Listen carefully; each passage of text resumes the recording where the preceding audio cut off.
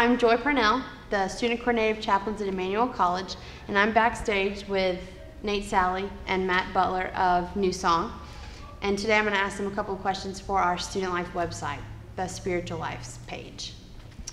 Thank you guys for being here.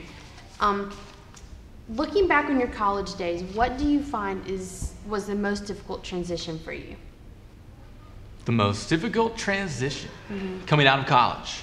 Yes. Coming out of college or coming into college? Either one. The whole college age. College was a very, very unique time in my life. I came to know the Lord my freshman year in college. Wow. So that was, my whole college years were life-changing, obviously.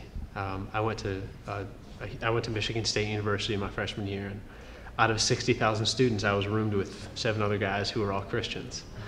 And that's how I came to know the Lord. So my entrance into college was completely different than my exit from college. But my life was transformed in 4 years. And I guess my college years were time for the Lord to really get a hold of my life and to speak to me.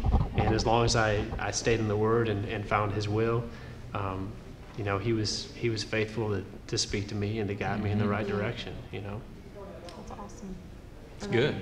Mine, it's interesting you say that. Mine was actually quite the opposite. I came in kind of on fire for God and left pretty much depressed, discouraged, and completely disillusioned. And why? Not because I didn't have great people around me, not because there weren't people pouring into me, not because I didn't go to a great university, but because I went in trying to do it on my own strength, you know. And I realized, I thought, man, I can do this on my own. I can read the Word. I can make it happen.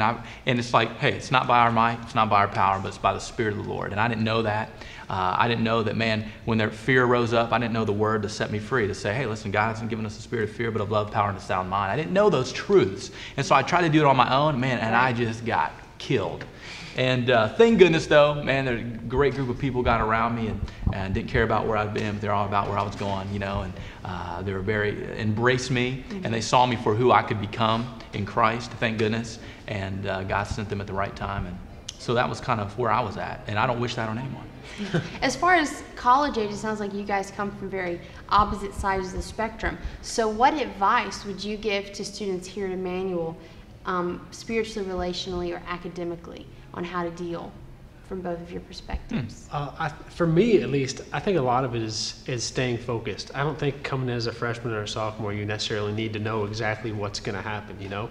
God in His perfect timing reveals things to us in His perfect timing, you know. And again, to echo what we've said already, if you're in the Word, if you're seeking God's will and you're asking Him, He's going to order your steps regardless. I found myself getting too caught up in what am I going to do, instead of just kind of living my life, taking a day at a time, and let the Lord reveal His plan and His timing. Without sounding cliche, Right. that's really the best way to do it.